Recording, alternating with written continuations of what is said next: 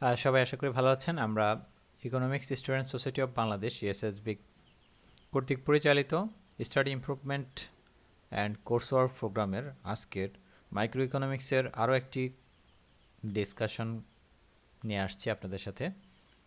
Environmental protection and negative externalities এই টপিকে আমরা আজকে আলোচনা করব। মাইক্রো ইকোনমিক্সের বিষয়গুলোকে বোঝার জন্য আমাদের এনভায়রনমেন্টাল প্রোটেকশন এবং নেগেটিভ এক্সটার্নালিটিসগুলোর বুঝতে হবে।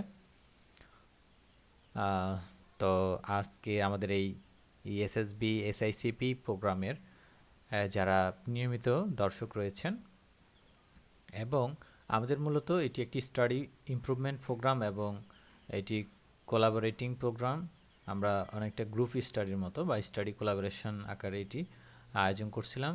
তো বিভিন্ন সমস্যার কারণে আমরা সেই কোলাবোরেটিং লাইভ স্ট্রিমিং না করে আমরা সেটিকে রেকর্ড ডিসকাশন হিসেবে আপনাদের সাথে শেয়ার করছি। আশা করি আপনারা এই টপিক থেকে মাইক্রো ইকোনমিক্সের অনেকগুলো বিষয় সম্পর্কে সুস্পষ্ট ধারণা পাবেন। আর আপনাদের যদি কোনো বিষয়ে প্রশ্ন থাকে তাহলে সেটি অবশ্যই কমেন্ট বক্সে আমাদের জানাবেন। তো আমরা আমাদের টপিক শুরু করি। এনভায়রনমেন্টাল প্রোটেকশন অ্যান্ড নেগেটিভ এক্সটার্নালিটিস বিষয়ে আমরা আজকে আলোচনা করব। তো এখানে আপনারা একটি ছবি দেখতে পাচ্ছেন। এই ছবিতে দেখানো হচ্ছে সেভ আওয়ার ক্লাইমেট। হ্যাঁ, তো মূলত across the country countless people have protested even risking arrest against the Keystone XL pipeline. এই যে আমরা বিভিন্ন সময় বিভিন্ন দেশে তেল সরবরাহ বা তেলের জন্য পাইপলাইন স্থাপন এগুলোর ঘটনা আমরা খবরে বা পত্রপত্রিকায় পড়ে থাকি। তো আসলে এটা মাইক্রো ইকোনমিক্সের সাথে কিভাবে রিলেটিভ আমরা সে বিষয়টা আজকের এই আলোচনা থেকে আশা করি আমরা জানতে পারবো। তো কিস্টোন এক্সেল এই বিষয়ে এখানে ধারণা দেওয়া হচ্ছে। প্রথমে এটি একটি ইউএস গভর্নমেন্ট অ্যাপ্রুভাল প্রজেক্টের আওতায়। You might have heard about Keystone XL in the news. It is a pipeline system designed to bring oil from Canada to the refineries near the Gulf of Mexico, as to boost crude oil production in the United States. অর্থাৎ United স্টেটসের একটা crude oil প্রোডাকশনের এটা একটা project, যেখানে কি করা হয়, bring oil from Canada থেকে রিফাইনারিজ ক্রুড অয়েল নিয়ে আসা হয় গালফ অফ মেক্সিকোতে। তো এই ক্ষেত্রে পাইপলাইন সংস্থাপনের যে প্রজেক্ট সেটা হচ্ছে কিস্টোন এক্সেলের দ্বারা সম্পন্ন হয়। তো এখানে বলা হচ্ছে যে trans Canada will own the pipeline. US government approval is required because of its size and location. There are 4 phases in building the pipeline. The first 2 currently in operation, bringing oil from Alberta, Canada, east across Canada, south through the United States into Nebraska and Oklahoma, and northwest again at Illinois. The project's third and fourth phase, known as Keystone XL, would create a pipeline southeast from Alberta straight to Nebraska and then from Oklahoma to the Gulf of Mexico. তো এইটা হচ্ছে কি আসলে একটা project, pipeline স্থাপনের বিষয়, যেই পাইপলাইনে Canada থেকে মেক্সিকো, গালফ অফ মেক্সিকোতে তেল, ক্রুড অয়েল, অপরিশোধিত তেল ইম্পোর্ট করা হবে। তো এক্ষেত্রে আসলে সমস্যাটা কোথায় বা প্রশ্ন কেন, এক্ষেত্রে কেন প্রশ্ন উত্থাপিত হলো, এই বিষয়ে এখানে বলা হচ্ছে যে environmental concerns matter when discussing issues related to economic growth. However, how much should economists factor in these issues when deciding policy?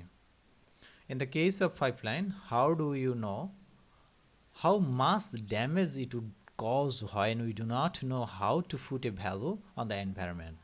Would the pipeline's benefits outweigh the opportunity cost?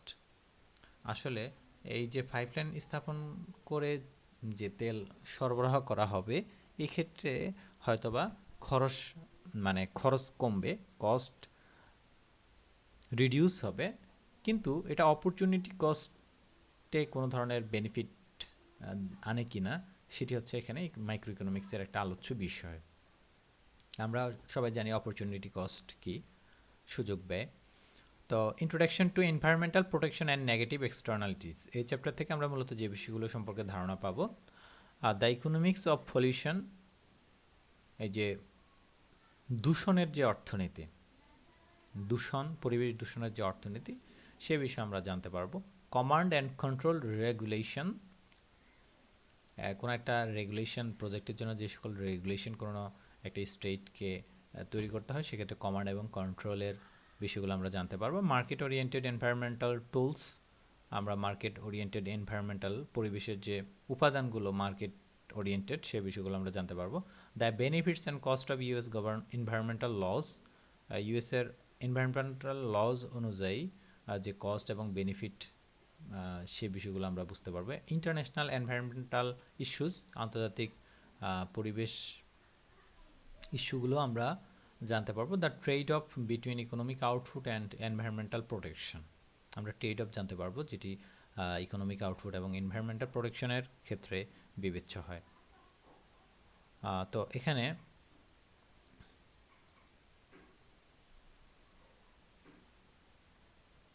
আচ্ছা, এখানে বলা হচ্ছে, একটি ঘটনা দিয়ে শুরু করছে। The in 1969 the Cuyahoga River in Ohio was so polluted that it spontaneously burst into flame. Air pollution was so bad at the time that Chattanooga, Tennessee was a city where, as an article from Sports Illustrated put it, the death rate from tuberculosis was double that of the rest of Tennessee and triple that of the rest of the United States. A city in which the filth in the air was so bad it melted nylon stockings of women's legs, in which executives kept supplies of clean white shirts in their offices so they could change when a shirt became too grey to be presentable, in which headlights were turned on at high noon because the sun was eclipsed by the gunk in the sky. খবরের কাগজে প্রকাশিত বিভিন্ন খবর রয়েছে যে চুয়াহুগা river in ওহিওতে যখন polluted হয়েছিল, স্পন্টানিয়াসলি burst into flame, ধোঁয়া বের হয়েছিল এবং খুব ধারাবাহিকভাবে বার্স্টিংয়ের কারণে এয়ার পলিউশন হয়েছিল। এই খারাপ ধরনের এয়ার পলিউশনের জন্য যে ধরনের ক্ষতি হয়েছিল, the death rate from tuberculosis was double, মানে টিউবারকুলোসিসে মৃত্যুর হারটা অনেক বেড়ে গিয়েছিল। তো এখানে আসলে মূল বিষয়টা হচ্ছে এই যে বিভিন্ন সময় আমরা অর্থনৈতিক সমৃদ্ধির জন্য যেটি করে থাকি, যে অপরচুনিটি কস্ট বিবেচনায় আমরা অনেক সময় অনেকগুলো প্রজেক্ট হাতে নিই, কিন্তু সেগুলোর যে প্রোটেকশন, যে রিস্ক থাকে, এনভায়রনমেন্টাল যে রিস্ক ইস্যু থাকে, সেগুলোকে আমরা অতটা বিবেচনা করি না। কিন্তু যদি কখনো কোনো দুর্ঘটনা ঘটে, সেই ধরনের, যেমন আমাদের রূপপুর পারমাণবিক বিদ্যুৎ প্রকল্প, তারপর কয়লাভিত্তিক বিদ্যুৎ প্রকল্প, তারপর বিভিন্ন সময় আমরা যে দেখি আমাদের কনজামশনের জন্য অথবা আমাদের উন্নয়নের জন্য আমরা বিভিন্ন ধরনের প্রজেক্ট, বড় বড় প্রজেক্ট রাষ্ট্র নিয়ে থাকে, কিন্তু সেই প্রজেক্টগুলোর বিহাইন্ডে অনেক সিনারিও থাকে যেগুলোতে দেখা যায় এনভায়রনমেন্টের উপরে খুব ব্যাড এফেক্ট ফেলে। তো এই বিষয়টার উপর এখানে বলা হচ্ছে, the problem of pollution arises for every economy in the world. এই ধরনের পলিউশন সমস্যাটা কিন্তু দিন দিন বেড়ে চলেছে, every economy in the world, বিশ্বের প্রত্যেকটা অর্থনীতির ক্ষেত্রে এই বিষয়টা একইভাবে সমানভাবে প্রযোজ্য। Whether high income or low income and whether market oriented or command oriented, মানে মার্কেট ওরিয়েন্টেড যে বাজার ব্যবস্থা বা অর্থনীতি, ইকোনমি, অথবা কমান্ড ওরিয়েন্টেড ইকোনমি, সব ক্ষেত্রে দেখা যায় মার্কেট কমান্ড, মানে আমরা যেটাকে অনেক সময় বুঝি যে সোশিয়ালিস্টিক ইকোনমি আর ক্যাপিটালিস্টিক ইকোনমি, সব অর্থনীতিতে দেখা যায় যে এই পলিউশন অ্যারাইজেস, পলিউশন বেড়েই চলছে। Every country needs to strike some balance between production and environmental quality. প্রত্যেকটা দেশকে আসলে প্রয়োজন রয়েছে যে স্ট্রাইক করার, মানে ব্যালেন্স করা between production and environmental quality, মানে উৎপাদন এবং পরিবেশের ভারসাম্য রক্ষা, দুটোর মধ্যে ভারসাম্য প্রতিষ্ঠা করে তারপর সেটি করাটাই হচ্ছে প্রত্যেক দেশের জন্য প্রয়োজনীয়, গুরুত্বপূর্ণ। তো এখানে দ্য ইকোনমিক্স অফ পলিউশনের ইকোনমিক্সটা আসলে কি, এখানে আমরা যেটি জানতে পারবো, এখানে আসলে মূলত ইউএস এর কিছু উদাহরণ দেওয়া হয়েছে। From 1970 to 2012 the US population increased by 1/3 and the size of US economy more than doubled। মানে 1970 সাল থেকে 2012 সাল পর্যন্ত ইউএস এর যে পপুলেশন ইনক্রিজড হয়েছে সেটা হচ্ছে 3/1 বৃদ্ধি পেয়েছে, কিন্তু তাদের অর্থনীতি কিন্তু ডাবল হয়ে গেছে এই সময়টার মধ্যে। Since the 1970s, however, the United States, using a variety of anti-pollution policies, has made genuine progress against a number of pollutants. Lists the change in carbon dioxide emissions by energy users from residential to industrial, according to the US Energy Information Administration। অর্থাৎ US government চেয়েছিল যে যে কোনোভাবেই হোক carbon dioxide এমিশনটা কমাতে হবে, এবং সেক্ষেত্রে সেটা ইন্ডাস্ট্রিয়াল হোক অথবা রেসিডেন্সিয়াল হোক, আবাসিক এবং শিল্প কারখানার মাধ্যমে হোক, যেখান থেকে কার্বন ডাইঅক্সাইড এমিশন হয় সেটা রিডিউস করতে হবে। এ নিয়ে তারা মূলত একটা অ্যান্টি পলিউশন পলিসি তৈরি করেছিল। তো সেটা কি হলো, দ্য টেবল, এখানে একটা টেবল দেওয়া আছে, যে টেবলে আসলে দেখানো হচ্ছে এমিশনস অফ সার্টেন কি air pollutants declined substantially from 2007 to 2012। অর্থাৎ 2007 থেকে 2012 সালের মধ্যে এটা ডিক্লাইন্ড হচ্ছে সাবস্টেন্সিয়ালি। এই বিষয়টা আমরা এখানে এই যে টেবল থেকে দেখতে পাবো যে ইউএস এর ক্ষেত্রে প্রাইমারি ফসিল ফুয়েল এবং purchase electric power, the total primary fossil fuels, এটা বিভিন্ন সালে বিভিন্ন রকম ছিল।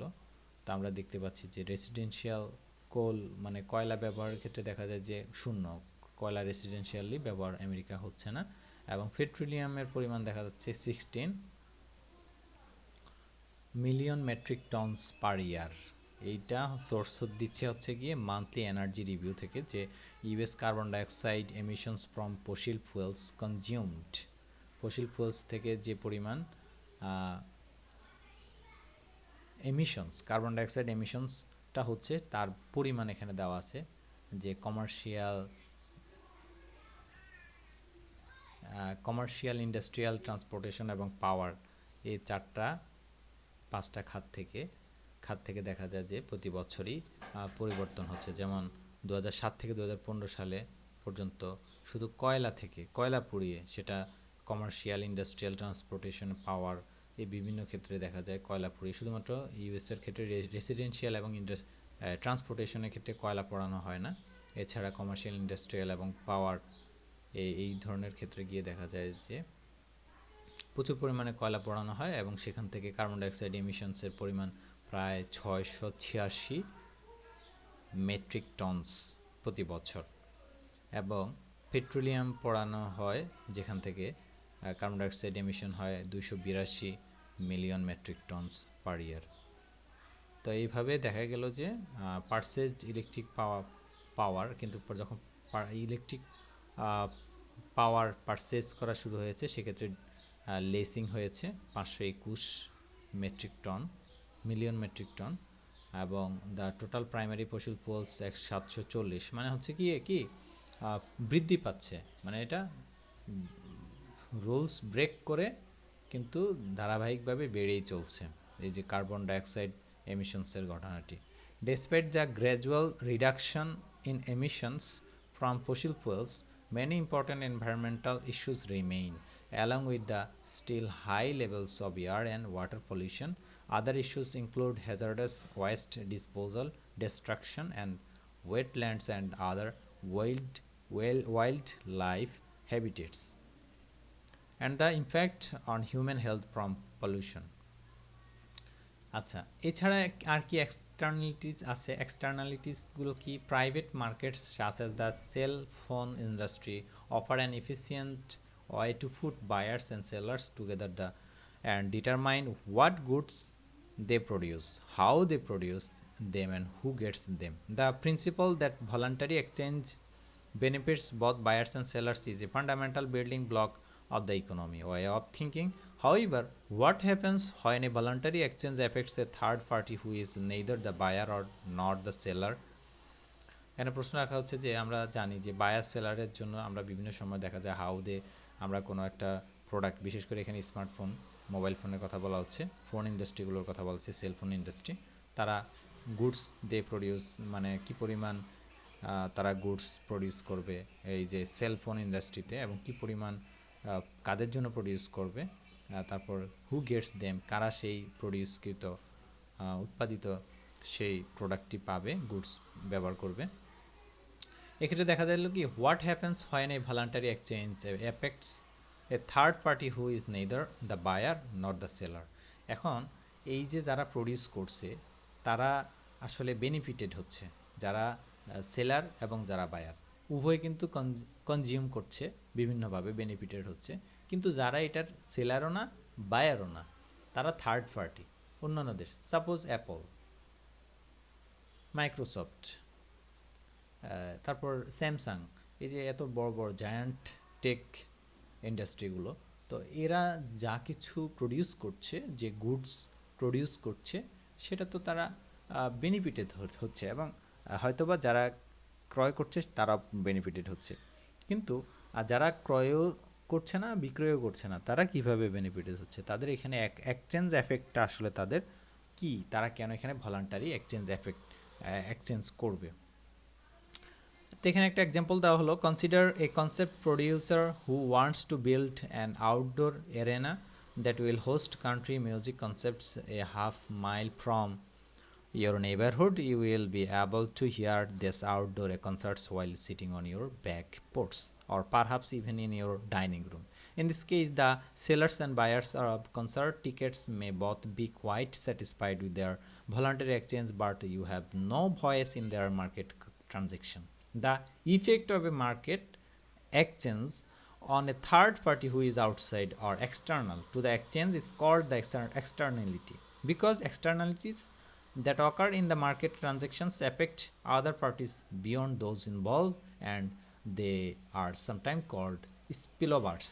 Spillovers হচ্ছে externalities, যারা এক্সটার্নাল তাদের বলে। এখানে একটা উদাহরণ দিয়েছে, সুন্দর উদাহরণ, যে ধরেন আপনার বাসার পাশে কোনো একটা কনসার্ট হচ্ছে, এই কনসার্টে কেউ টিকিট বিক্রি করছে এবং টিকিট ক্রয় করে সেখানে মিউজিক শুনতে আসছে। তো এখন আপনার বাসা হচ্ছে কি ওই কনসার্টের যে লোকেশন তার পাশে, এখন আপনি আপনার জায়গা থেকে সেই কনসার্ট শুনতে পাচ্ছেন, সেই সাউন্ড আপনার এখানে পর্যন্ত আসছে, কিন্তু আপনি যে এখান থেকে তো আপনি, তারা উভয় কিন্তু স্যাটিসফাইড, কেউ টিকিট বাইং কেউ সেলিং, কিন্তু আপনি তো ওখানে টিকিটও কিনতে যান নাই, আবার সেখানে মিউজিক শুনতেও যান নাই, কিন্তু আপনি দূরে সেই সাউন্ড পলিউশনটার জন্য আপনি এক্সটার্নাল হিসেবে আপনি কিন্তু একটা ডিস্ট্রাকশন টাইম পাস করছেন। তো এই যে এক্সটার্নালিটি, এই এক্সটার্নালিটিসটা আসলে কি, এটাকে বলা হয়েছে সামটাইমস কল্ড স্পিলওভার্স, অর্থাৎ externalities can be negative or positive. If you hate country music, then having it wafted into your house every night would be a negative externality. If you love country music, then what amounts to a series of free concerts would be a positive externality. অর্থাৎ এক্ষেত্রে কনসার্টের আপনি যদি গান, মানে এই যে country music এই কনসার্টটা আপনি যদি পছন্দ করে থাকেন, সেক্ষেত্রে আপনি হয়তো পজিটিভ এক্সটার্নালিটি এনজয় করতে পারবেন, আর যদি আপনি সেটি পছন্দ না করেন তাহলে আপনার নেগেটিভ এক্সটার্নালিটি আপনাকে এনজয় করতে হবে। এখানে অবশ্য নেগেটিভ এক্সটার্নালিটিগুলো এনজয় করার বিষয় থাকে না। আচ্ছা, pollution as a negative externality, তো এই যে নেগেটিভ এক্সটার্নালিটিটাকে মূলত তখন বলা হয় পলিউশন। আমরা পলিউশন বলতে এইটাকে এক প্রকারের নেগেটিভ এক্সটার্নালিটিকে বুঝে থাকি। Pollution is a negative externality. Economist illustrate the social cost of production with a demand and supply diagram. The social cost include the private cost of production that a company incurs and the external cost of pollution that pass on to the society. এখানে একটা figure দেওয়া হয়েছে, এই ফিগারে এই বিষয়টা দেখানো হয়েছে যে রেফ্রিজারেটরস এবং সেগুলোর দাম দেখানো হয়েছে। Taking social cost into account a supply shift, কীভাবে সাপ্লাই শিফটিং হয় সোশ্যাল এবং প্রাইভেট দুটোর মধ্যে সাপ্লাইটা এক্সচেঞ্জ হয় কিভাবে, শিফটিং করে কিভাবে রেফ্রিজারেটর এবং দাম বাড়ার সাথে সাথে সেটার সোশ্যাল কস্ট শিফট করে কিভাবে এবং প্রাইভেট কস্ট সেটি শিফট করে কিভাবে, এটি এখানে দেখানো হয়েছে, আপনারা একটু দেখে নেবেন। এখানে আবার বলে নেওয়া ভালো, যারা নতুন দেখছেন আজকের আমাদের এই আলোচনা, আমরা অবশ্যই আলোচনা করছি AP principles of microeconomics বই থেকে। আপনারা এই বইয়ের বিভিন্ন টপিক ঘাটাঘাটি করতে পারেন এবং এই আজকে যে টপিকে আলোচনা করা হচ্ছে এক্সটার্নালিটিস এবং এনভায়রনমেন্টাল ইকোনমি বা ইকোনমিক্স অফ এনভায়রনমেন্ট, তো এই বিষয়গুলো নিয়ে আপনারা আরও ক্লিয়ারলি জানতে পারবেন। এখানে খুব সহজভাবে এবং খুব সুন্দরভাবে বিভিন্ন গ্রাফের মাধ্যমে এই বিষয়গুলোকে এক্সপ্লেন করা হয়েছে। আচ্ছা, আমরা এইটি আলোচনা না গিয়ে আমরা একটা ওয়ার্ক ইট আউট দেখি। Identifying the equilibrium price and quantity, একটা প্রবলেম দেওয়া আছে যে যেখানে আইডেন্টিফাই করতে হবে ইকুইলিব্রিয়াম প্রাইস এবং কোয়ান্টিটি, ভারসাম্য দাম এবং পরিমাপ করতে হবে। তো এখানে প্রাইস দেওয়া আছে, কোয়ান্টিটি ডিমান্ডেড দেওয়া আছে, যখন $20 price, quantity demanded 0, quantity supplied without paying the cost of the externality 10, quantity supplied after paying the cost of the externality 8। তো এই ক্ষেত্রে এই সমস্যাটা এখানে করে দেওয়া আছে বিভিন্ন স্টেপে, আপনারা বই থেকে দেখে নিতে পারেন। আচ্ছা, তাহলে আমরা এই যে ইকোনমিক্স অফ এনভায়রনমেন্ট অ্যান্ড এক্সটার্নালিটিসের ক্ষেত্রে কমান্ড অ্যান্ড কন্ট্রোল রেগুলেশনটা এখানে আলোচনা করা হয়েছে। এখান থেকে আমরা যেটি জানতে পারবো এই প্যাসেজ থেকে, explain command and control regulation, evaluate the effectiveness of command and control regulations. এখানে একটি ঘটনা উল্লেখ করা হয়েছে যে when the United States started passing comprehensive environmental laws in the late 1960s and early 1970s, a typical law specified to companies how much pollution their smokestacks or drain pipes could emit and imposed penalties if companies exceeded the limit. Other laws required that companies install certain equipment, for example, on automobile tailpipes or on smokestacks to reduce pollution. This type of laws, which specify allowable quantities of pollution and which also may detail which pollution control technologies companies must use, fall under the category of command and control regulations. In effect, command and control regulation requires that firms increase their cost by installing anti-pollution equipment. Thus, firms are required to account for the social cost of pollution in deciding how much output to produce. ওকে, দেন আমরা এই বিষয়গুলো আপনারা আরও বিস্তারিত এখান থেকে পড়াশোনা করে নেবেন। আমরা শুধুমাত্র বিভিন্ন টপিক এখানে দেখিয়ে আপনাদেরকে টপিকটা পড়ার জন্য উদ্বুদ্ধ করছি, যেখানে চমৎকার চমৎকার বিষয়গুলো এখানে উল্লেখ করা আছে, এক্সপ্লেইন করা আছে, এক্সাম্পল দেওয়া আছে। মার্কেট ওরিয়েন্টেড এনভায়রনমেন্টাল টুলসগুলো আসলে কি হতে পারে, মার্কেট ওরিয়েন্টেড এনভায়রনমেন্টাল টুলসগুলো কি হতে পারে। এই যে এক্ষেত্রে মানে কতগুলো পয়েন্ট আকার এখানে দেওয়া আছে, যেমন পলিউশন চার্জেস, আপনি ইনভায়রনমেন্টাল প্রোটেকশনের জন্য প্রোটেক্টিভ পলিউশন চার্জেস, আপনাকে একটা পলিউশন চার্জ ক্রিয়েট করা উচিত। Is a tax imposed on the quantity of pollution that a farm emits, মানে মার্কেট ওরিয়েন্টেডগুলোর ক্ষেত্রে যখন আপনি ট্যাক্স করবেন, ইম্পোজ করবেন, তখন দেখা যাবে সেটি পলিউশন রিডিউস করার জন্য হেল্পফুল হবে। A pollution charge give a profit maximizing firm in incentive to determine ways to reduce its emissions, as long as the marginal cost of reducing the emissions is less than the tax. For example, consider a small farm that emits 50 pounds per year of small particles such as soot into the air. This particulate matter causes respiratory illness and also impose cost on farms and individuals. Illustrates the marginal cost that a farm faces is reducing pollution. কোনো একটা farm যখন face করে যে তারা reducing করে pollution, তাদের ক্ষেত্রে marginal কস্টটা কেমন হতে পারে এটা ইলাস্ট্রেট করা হয়েছে এই গ্রাফিক্যাল ভিউ থেকে আপনারা বুঝে নিতে পারবেন। অবশ্যই আপনারা এটা নিয়ে ডিটেলস পড়াশোনা করে নেবেন, আমরা এখানে আলোচনা করছি না, কারণ সব বিষয়গুলো এখানে আলোচনা করতে গেলে আমাদের এই ভিডিও রেকর্ড লেংথি হয়ে যাবে।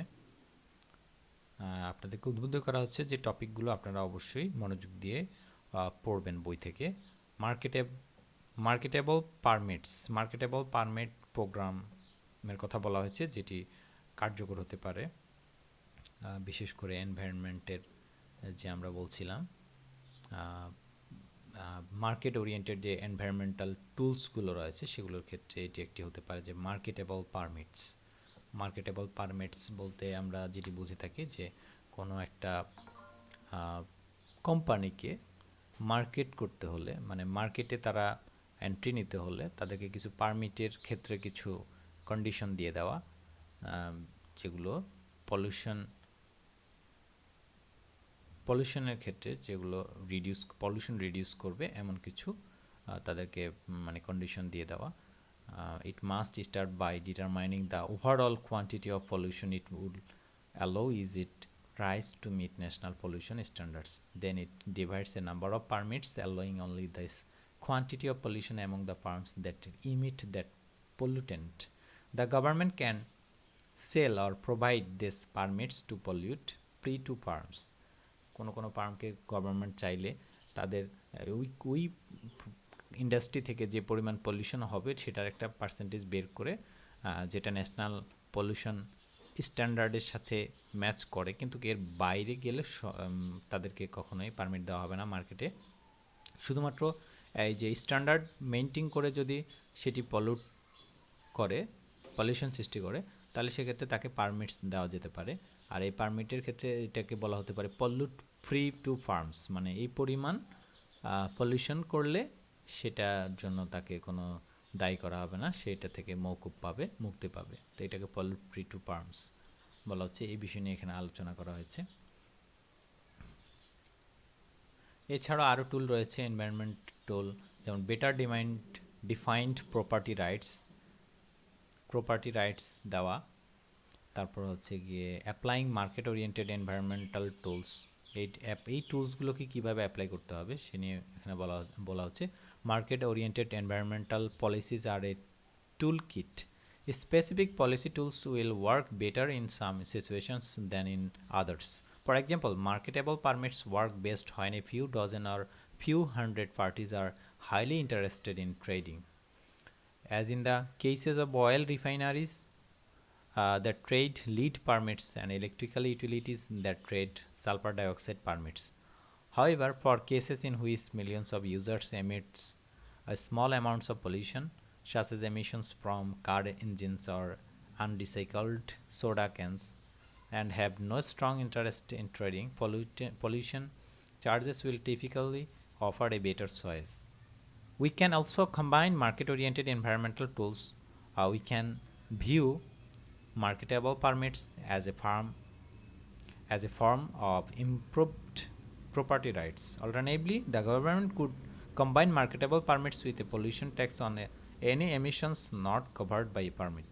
গভর্নমেন্ট চাইলে এই পারমিটগুলোর জন্য বা এই এনভায়রনমেন্ট টুলসগুলো ক্রিয়েট করার জন্য মার্কেট ওরিয়েন্টেড এনভায়রনমেন্ট টুলস অথবা কমান্ড ওরিয়েন্টেড এনভায়রনমেন্টাল টুলস যে কোনো ধরনের টুলসই ব্যবহার করতে পারে, অথবা দুটোকে কম্বাইন করেও পারমিট দেওয়ার ক্ষেত্রে ব্যবহার করতে পারে। ইন্ডাস্ট্রিগুলো যাতে তাদের পলিউশন রিডিউস করতে পারে তাদের জন্য বিভিন্নভাবে চার্জ দেওয়া, তাদেরকে স্ট্রং